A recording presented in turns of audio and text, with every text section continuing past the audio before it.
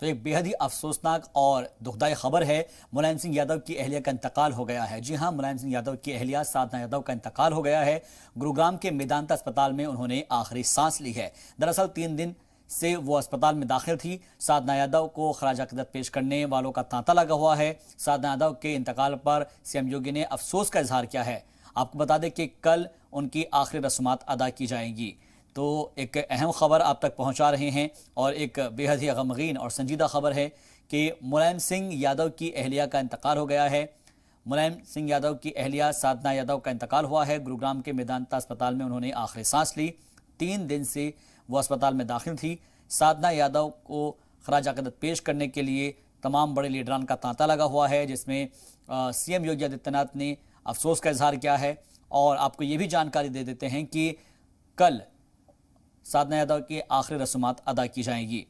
तो एक दुखदाई खबर है और गमगीन खबर है कि मुलायम सिंह यादव की अहलिया अब इस दुनिया में नहीं रही है, वो इंतकाल फरमा गई है। मुलायम की अहलिया साधना यादव का इंतकाल हो गया है। गुरुग्राम के मेदांता अस्पताल में उन्होंने आखिरी सांस ली। 3 दिन से वो अस्पताल में भर्ती थी, उनको दाखिल कराया गया था।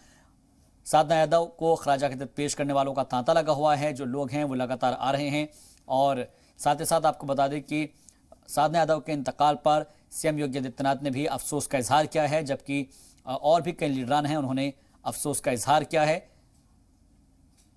अपडेट ये है कि कल उनकी आखिरी रस्मात अदा की जाएगी। तो आखिरी रस्मात कल अदा होंगी, लेकिन आज भी लोगों के पहुंचने का सिलसिला जारी है, जहां पर मुलायम सिंह यादव की अहलिया का इंतकाल के बाद से हर कोई गमजदा है। खासतौर पर जो मुलायम कुनबे के लोग हैं वो काफ़ी ज़्यादा गमजदा हैं, क्योंकि साधना यादव का इंतकाल हो गया है। गुरुग्राम के मेदांता अस्पताल में उन्होंने आखिरी सांस ली है। 3 दिन से अस्पताल में वो दाखिल थी और डॉक्टर्स लगातार उनका इलाज कर रहे थे, लेकिन वो अब इस दुनिया से रुखसत हो चुकी हैं।